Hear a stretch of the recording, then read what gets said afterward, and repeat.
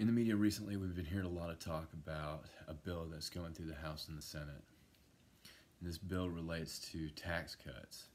And these tax cuts are based around a concept known as trickle-down economics. Now, trickle-down economics suggests that tax breaks to the ultra-wealthy and to corporate America will stimulate the economy through investment and reinvestment. But this is a utopian ideal. It simply doesn't work in reality. On paper, it looks great, but when put into practice, it fails. And why does it fail? Well, for one, there's no one there holding these corporations accountable to actually reinvest this newfound capital that they receive through the tax savings into job creation, research and development, creation of new technology. Corporations' sole purpose is to maximize shareholder value. At least that's the way it was taught in business school for a long time. Some of these corporations nowadays are getting into something they like to refer to as corporate social responsibility, where instead of just maximizing shareholder value, they're trying to maximize value for the community, for the society at large. But no one, again, is holding these people accountable to do such things. So one way in which corporations can skirt this tax savings and still maximize shareholder value is to take this newfound capital that they've gotten through tax savings, purchase their own stock, artificially inflate the value, and boom, you've increased shareholder value without stimulating the economy in the least bit. And that's why I suggest we use something called suck it up economics instead of trickle down economics. So what is suck it up economics? Suck it up economics basically requires that you give a tax break to every working man and woman in America. Let's say it's a 10% decrease in the income tax.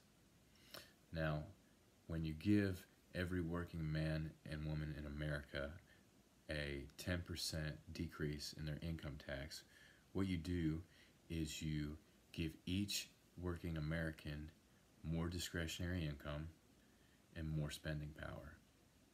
When you have more spending power, you spend your money. And when you spend money, you generate higher sales taxes for American economy.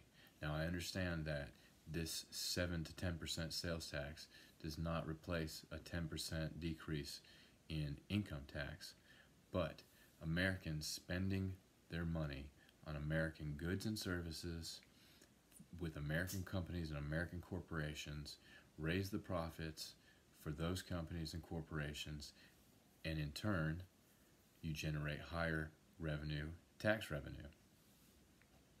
Now, not only do you generate higher tax revenue through sales and through the earnings of businesses and corporations, but because people are actually spending money in order to compete in the marketplace, companies and corporations legitimately have to reinvest their money in jobs, in technology, in new storefront, in research and development, in new platforms. That's the only way they can stay competitive in a marketplace where spending is on a rise. So, it's time we stop focusing on bailing out the 1% in America, the ultra-rich. Think back to 2008, the housing bubble, when it burst. Who got bailed out? Was it the everyday working man and woman who couldn't afford their mortgage payment? No. It was the bankers who made poor decisions when loaning money out, who made subprime loans.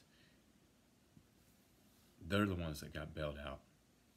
Fast forward 10 years later, on the verge of 2018, America's about to get a tax cut again. Who's getting the tax cut? It's the one percenters.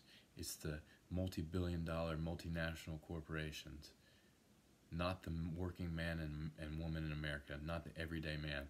It's time to stop bailing out big business, the ultra-wealthy, and start looking out for the everyday man and woman in America. Suck it up economics is far better than trickle-down economics. The tax cuts need to go to the working people. Keep the taxes the same for corporations. This is how we'll stimulate our economy and reduce the deficit.